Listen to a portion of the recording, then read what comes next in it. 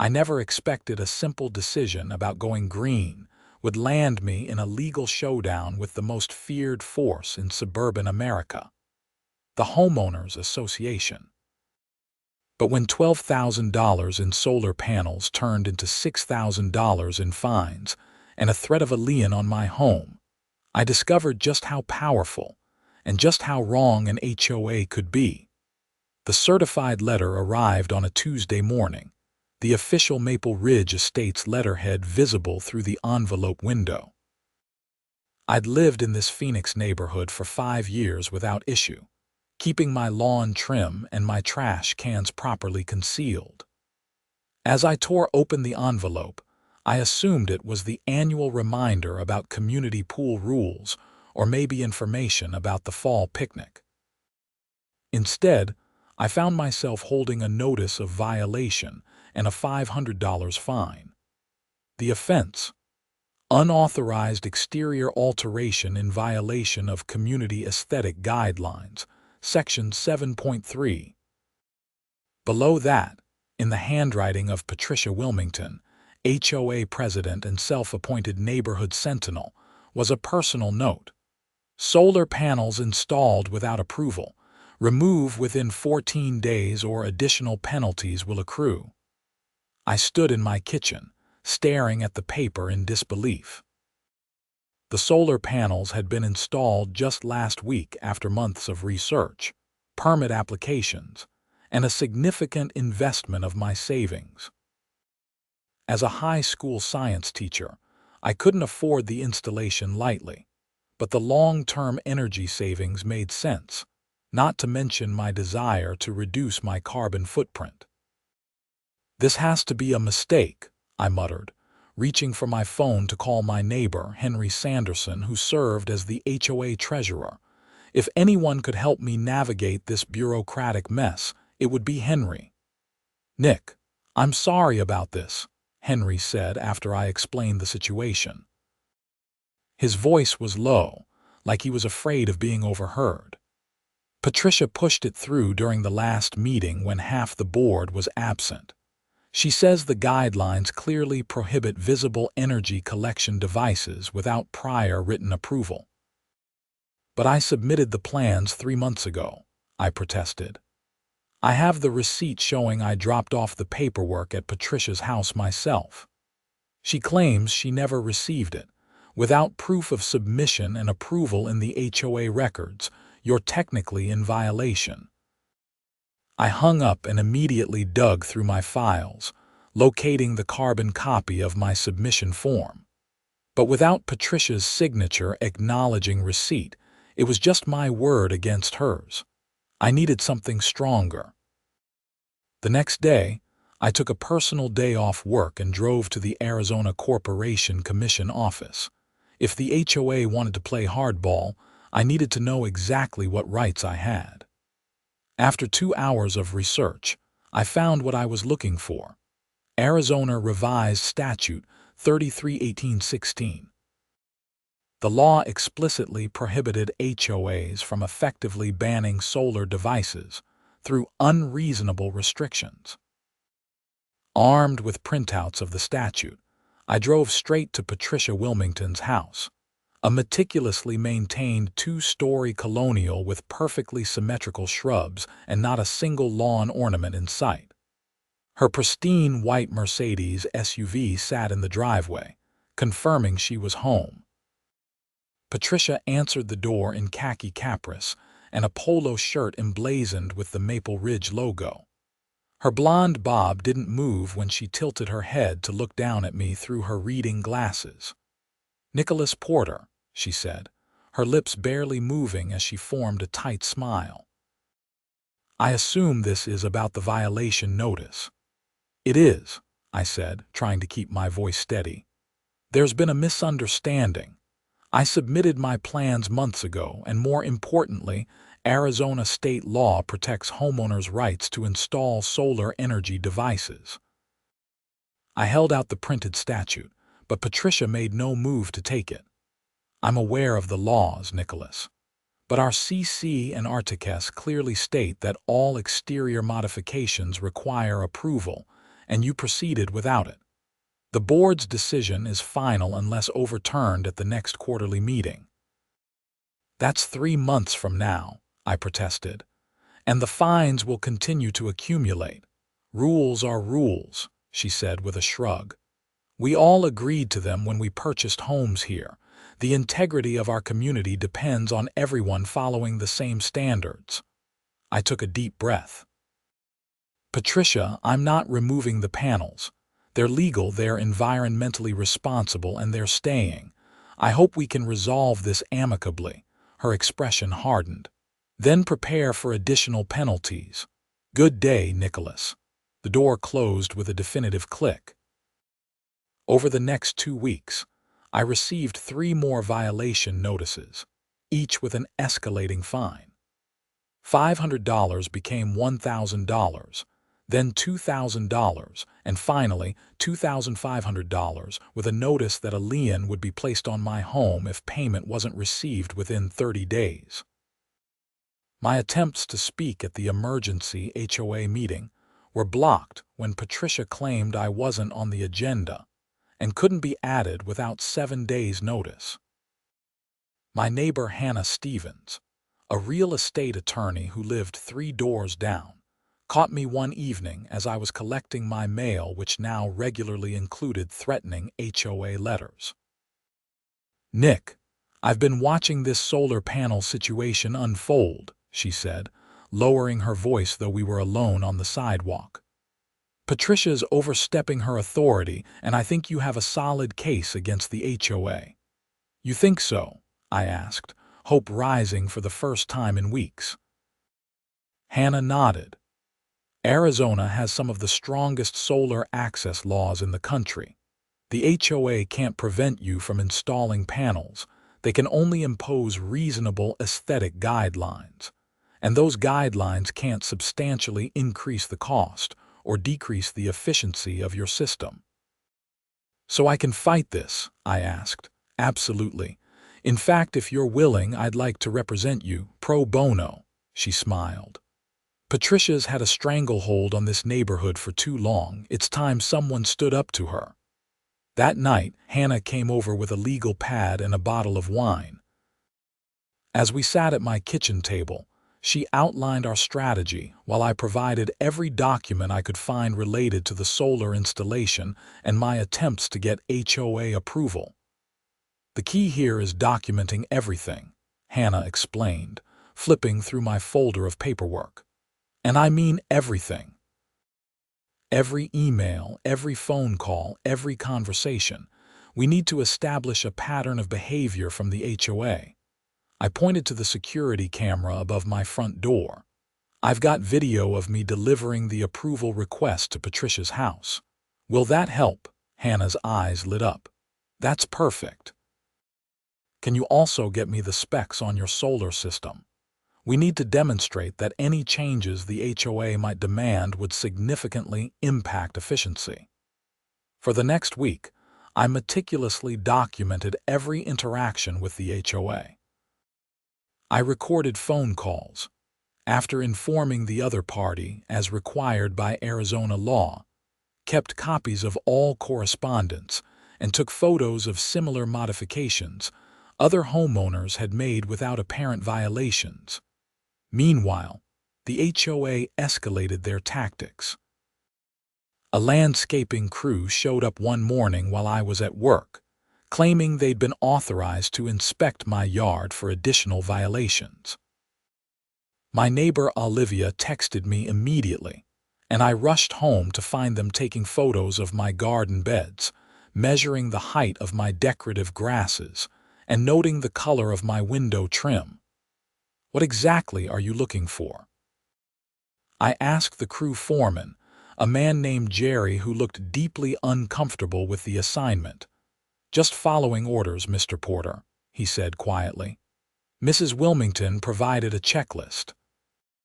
He glanced around nervously before adding, between you and me, she's doing this to everyone who spoke up at the last meeting supporting your solar panels. My company depends on the HOA contract, so. I nodded, understanding. I get it, Jerry. You're just doing your job. 2 days later, I received 4 additional violation notices: improper plant species in my front beds, unauthorized window treatment. My blinds were apparently the wrong shade of white, excessive water usage for my drip irrigation system, and most absurdly inappropriate holiday decorations, though it was May, and I had nothing seasonal displayed. The total fines now exceeded $6,000, and the threats had escalated to include suspension of my pool and clubhouse privileges. Not that I used them much anyway, but the principle was infuriating. Hannah filed our official response to the HOA the following Monday, citing the Arizona solar access laws and demanding an immediate cessation of all fines and harassment. She copied all board members, the property management company, and the HOA's attorney. The response came not from the HOA's lawyer but from Patricia herself in the form of a letter taped to my front door. It reads simply, "Legal action noted. Fines suspended pending review. Quarterly meeting moved up to address this issue. Friday, 7 p.m. Clubhouse." "This is good," Hannah said when I forwarded her the notice. "She's backing down a bit, but be careful Patricia won't give up her authority easily. She's calling this meeting to rally the neighborhood against you." She was right. Over the next few days, a whispering campaign spread through Maple Ridge Estates. Rumors circulated that my solar panels were causing glare that endangered drivers, that they were built using substandard materials that could come loose in a storm, and most ridiculously, that they were collecting data for a foreign government. The night of the meeting arrived, and I walked into the clubhouse to find nearly every seat filled. The atmosphere was tense, with neighbors I'd known for years avoiding eye contact. Patricia sat at the front table with the other board members, a stack of papers in front of her and a slide presentation ready to go on the projector screen.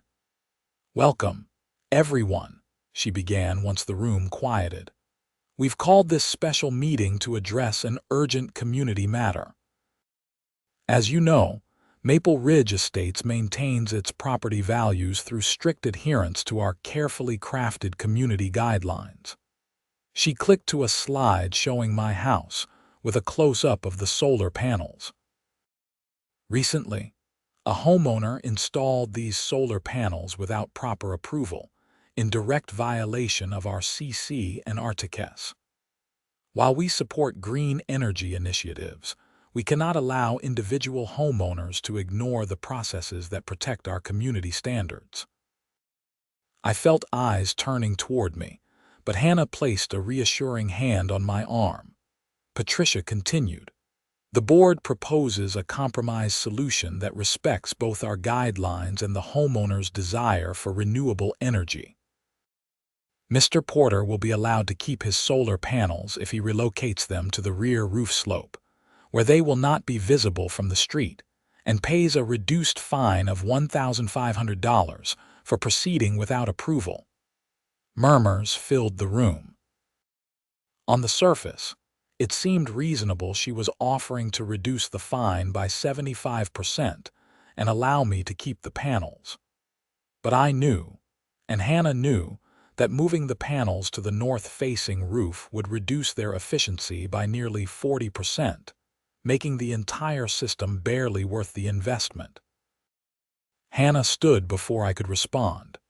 "Excuse me, Patricia. Hannah Stevens, attorney for Nicholas Porter. I'd like to address the board and the community, as is my client's right under HOA bylaws." Patricia's smile tightened. "Miss Stevens, this is an internal HOA matter, not a legal proceeding." "Actually, it became a legal matter when you violated state law," Hannah replied calmly. She walked to the front of the room. "May I use the projector for a moment?" Without waiting for permission, she connected her laptop. The screen changed to show the text of Arizona Revised Statute 33-18-16.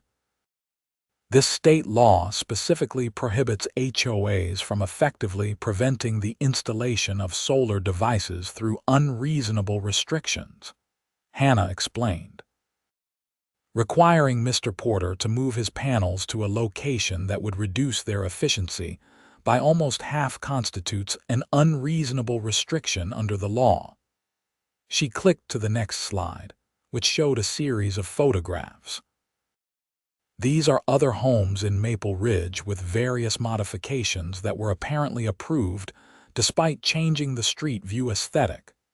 Satellite dishes, basketball hoops, decorative shutters in non-standard colors, and even Mrs. Wilmington's own landscape lighting that exceeds the lumens specified in the guidelines. The room grew uncomfortably quiet as neighbors recognized their own homes and Patricia's among the examples. "We're not asking for special treatment," Hannah continued. "We're simply asking for the HOA to follow state law and its own precedent of reasonable accommodation for home improvements."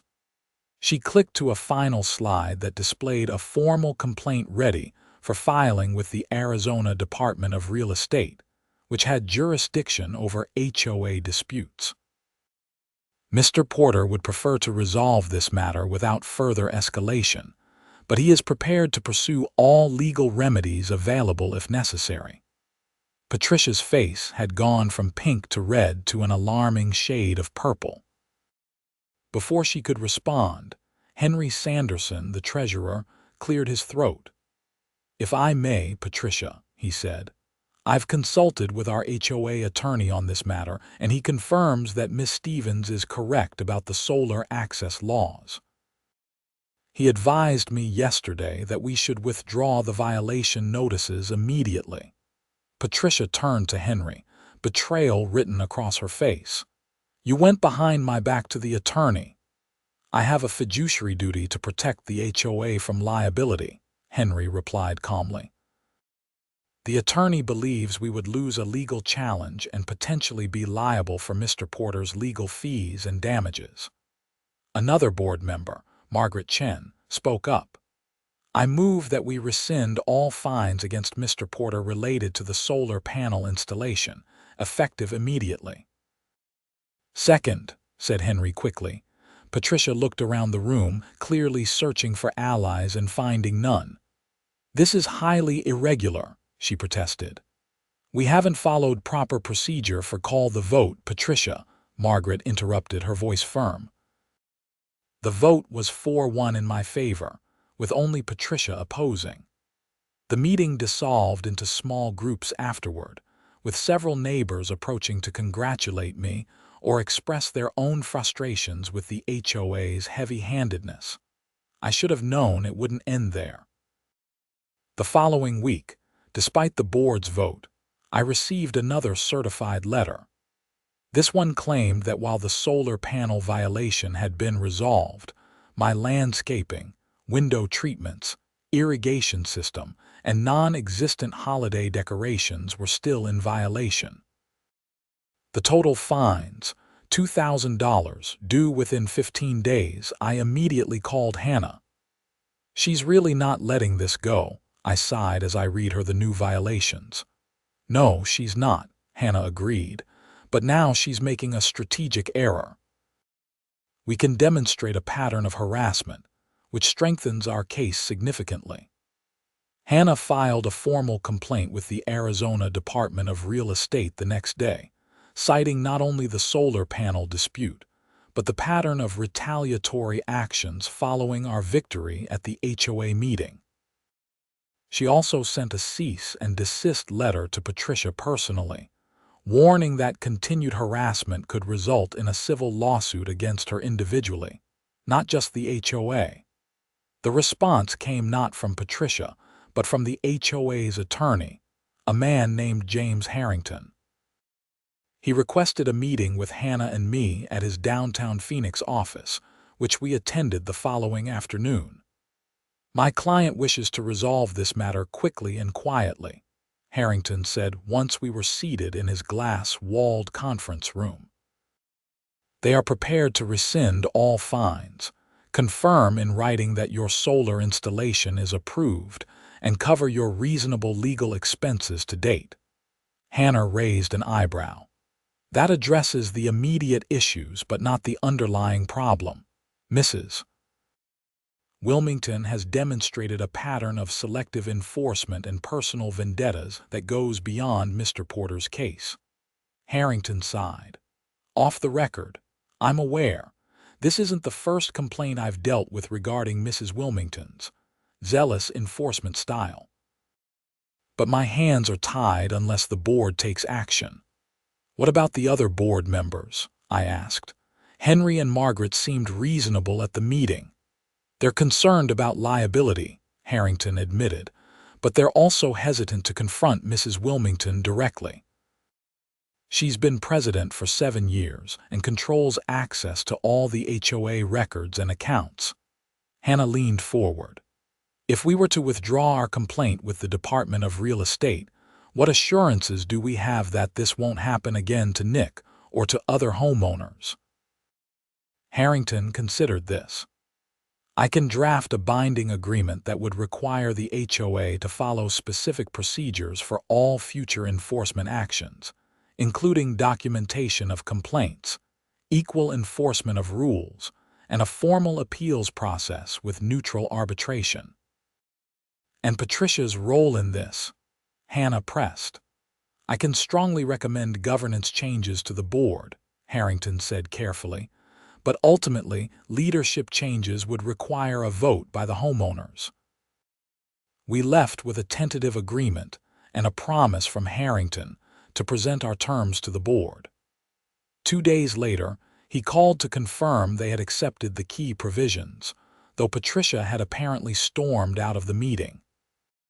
For a few weeks, an uneasy peace settled over Maple Ridge Estates. My fines were officially rescinded, and I received a formal letter confirming that my solar installation complied with HOA guidelines. Other neighbors reported that their long-standing violations were suddenly being overlooked, suggesting Patricia's enforcement zeal had been tempered.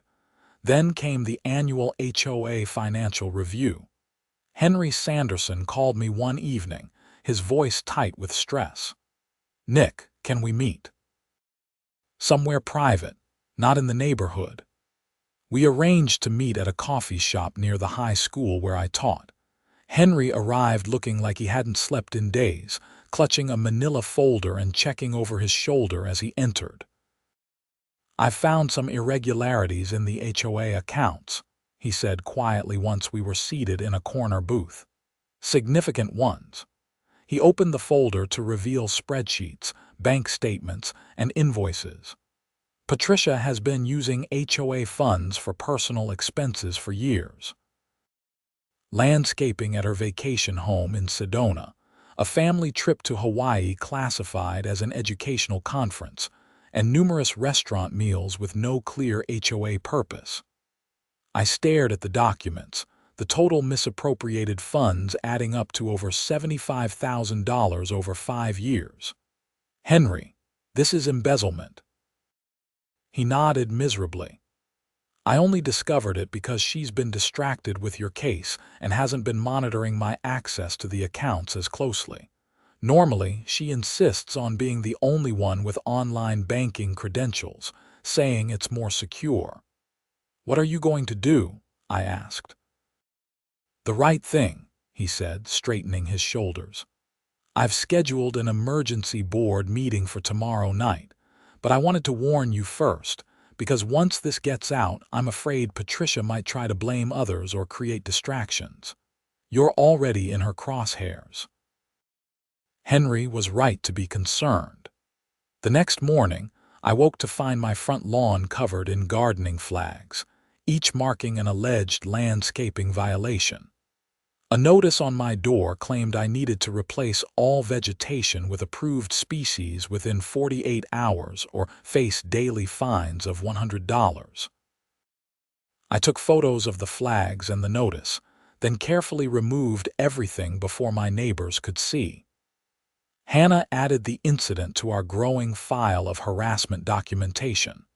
That evening, The emergency board meeting turned explosive when Henry presented his findings to the other members.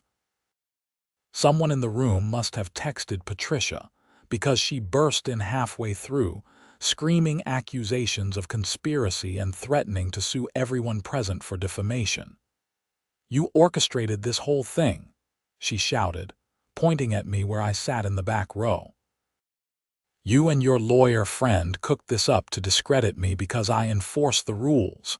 Security had to escort her from the building. The next morning, the entire neighborhood was buzzing with the news.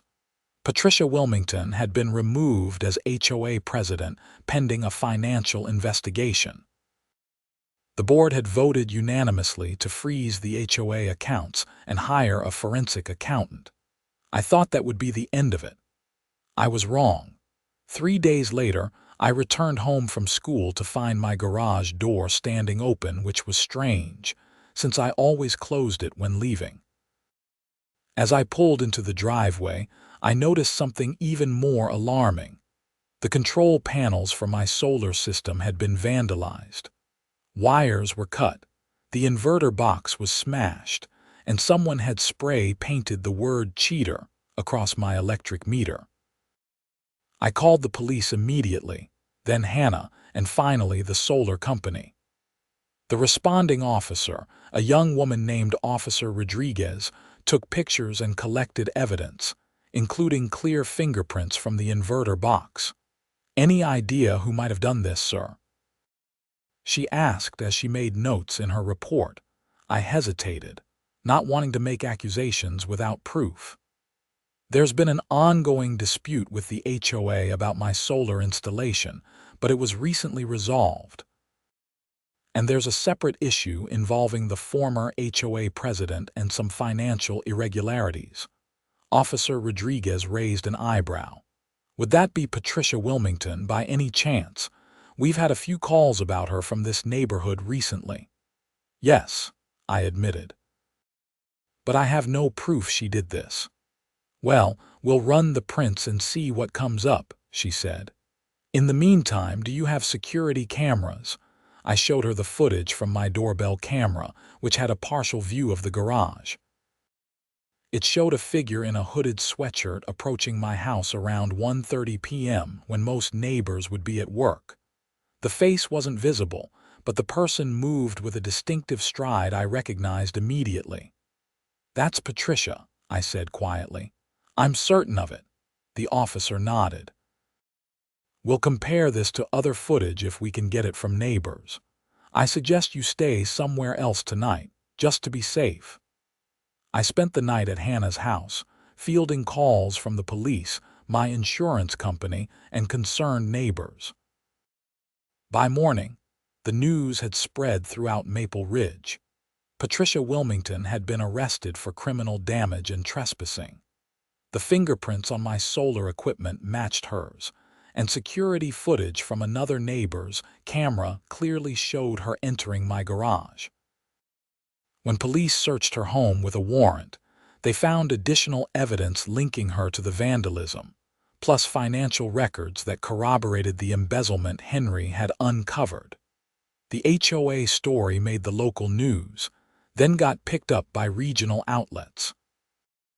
"HOA president arrested after solar panel dispute leads to financial investigation," read the headline in the Arizona Republic. Reporters called me for comments, but I declined, preferring to let the legal process unfold without media influence. Patricia was released on bail pending trial, with orders to stay away from me and my property.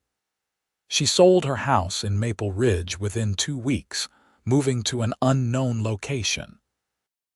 The criminal case for vandalism and the civil case for embezzlement would take months to resolve, but her reign over our neighborhood was definitively over. A month after the incident, Maple Ridge Estates held a special election for a new HOA board. To my surprise, several neighbors nominated me for a position. "No way," I told Henry when he called to encourage me to accept the nomination. "I've seen what that job does to people." "That's exactly why we need you," he insisted. Someone who understands how an HOA can go wrong, but who also values community. The pendulum could swing too far the other way, with no enforcement at all, and that doesn't help property values either. After much deliberation, I agreed to serve as a board member, though not as president. That honor went to Margaret Chen, who had been the first to stand up to Patricia at that pivotal meeting. Our first official action was to hire a professional management company with strict financial controls and transparent processes.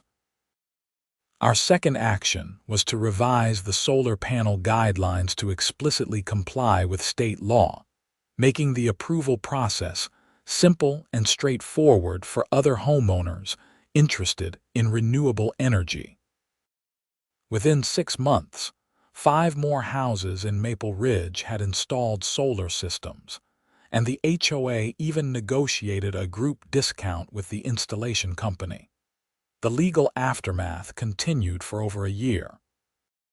Patricia eventually pleaded guilty to reduced charges of criminal damage and misappropriation of funds, receiving probation and an order to pay restitution to the HOA. The civil case was settled out of court, with Patricia's homeowner's insurance covering some of the embezzled funds and a payment plan established for the remainder. My solar panels, repaired and functioning again, continued to reduce my electric bill substantially. The savings were even better than I'd projected, particularly during Arizona's brutally hot summers when my air conditioning would otherwise run continuously. More importantly, the experience transformed our neighborhood. What had been a collection of houses with residents who barely knew each other became a true community. Neighbors who had united against Patricia's tyranny discovered they had other things in common, leading to book clubs, barbecues, and a thriving community garden in previously unused HOA land. 2 years after the solar panel dispute began, I stood in my front yard chatting with my neighbor Olivia as the sun set behind the mountains. My solar panels glinted in the fading light, a symbol not just of energy independence, but of something more powerful: the ability of ordinary people to stand up against abuses of power, armed with knowledge of the law and the courage to use it. "You know," Olivia said, looking up at my roof, "I'm thinking of getting solar panels too. The new guidelines make it so easy, and after seeing how much you're saving." "Do it," I encouraged her. "I can recommend a great installer, and don't worry, I know someone on the board." "Your approval is practically guaranteed." We laughed, the HOA drama now a shared history that had brought us all closer together. As I looked around at the well-kept homes of Maple Ridge Estates, I realized that our property values had indeed been protected, not by draconian rules and punitive fines, but by fostering a community where people actually wanted to live.